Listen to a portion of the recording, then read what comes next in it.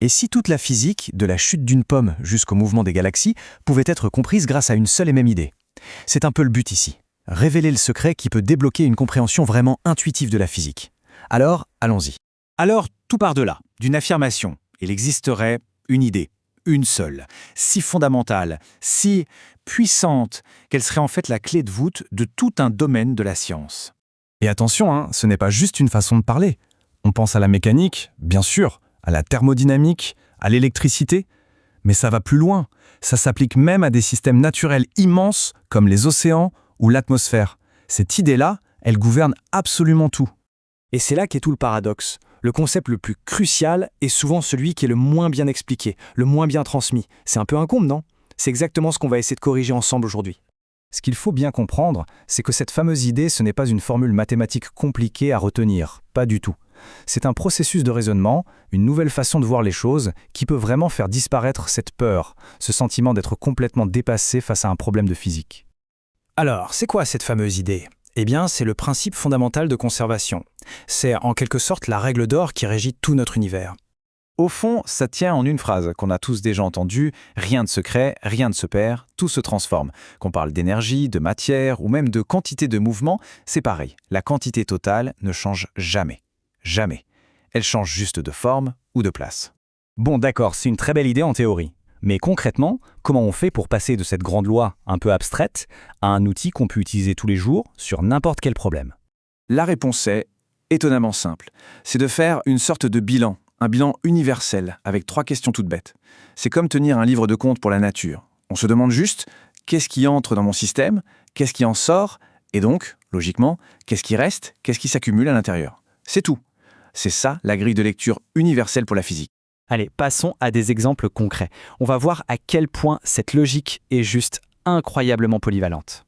Prenons une vague qui s'écrase sur une digue. Ok, l'énergie cinétique de la vague, c'est ce qui entre dans le système. Maintenant, qu'est-ce qui sort? Eh bien, une partie de l'énergie est renvoyée en arrière, une autre partie continue son chemin de l'autre côté, et le reste se transforme en chaleur et en son. Le bilan est parfait. L'énergie qui est entrée est entièrement redistribuée, rien n'a été perdu. C'est exactement la même logique dans l'atmosphère. Une masse d'air, elle ne peut pas juste, pouf, disparaître. Non.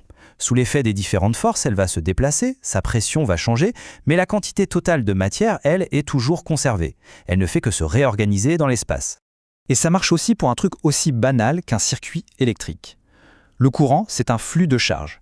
Ces charges ne peuvent pas s'évaporer en cours de route. La quantité de charge qui entre dans une intersection du circuit est précisément égale à la quantité qui en sort par les différents chemins. La charge est conservée, toujours. Et pour finir, un exemple vraiment tout simple, mais qui montre que c'est bien la même physique partout. Vider un verre d'eau. La quantité de liquide qui sort du verre correspond pile à la baisse du niveau à l'intérieur. Ça paraît évident, mais c'est la même loi de conservation qui est à l'œuvre. Et là, on touche au cœur du sujet, au véritable changement de perspective. Il ne s'agit plus seulement de résoudre des problèmes, mais bien d'adopter la manière de penser d'un physicien. Et ce n'est pas du tout ce qu'on croit. Ce n'est pas une question de mémoriser des dizaines de formules. Ce tableau résume parfaitement la différence. L'approche habituelle, c'est de chercher frénétiquement la bonne formule dans son cours.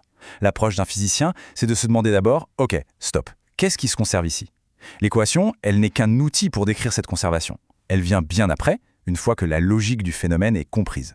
Et voilà pourquoi la physique n'est pas juste une collection de chapitres posés les uns à côté des autres. C'est un seul et même système incroyablement cohérent qui est entièrement bâti sur cette idée de conservation. La logique reste la même, que ce soit pour un problème de collège ou un projet de recherche de pointe. Seuls les détails et la précision changent. Au final, l'idée à retenir, c'est peut-être celle-ci. La difficulté qu'on ressent parfois en physique vient souvent d'une erreur d'approche. Si on l'aborde non pas comme une suite de formules à apprendre par cœur, mais comme un système logique, cohérent, basé sur un principe unique, alors tout devient beaucoup plus clair. Finalement, une fois qu'on a compris ça, qu'on a compris ce qui se conserve, on a compris l'essentiel. Et si rien ne se crée ni ne se perd, alors la prochaine grande question, la question vraiment intéressante, c'est comment et à quelle vitesse les choses se transforment-elles? C'est là que la véritable aventure de la physique commence.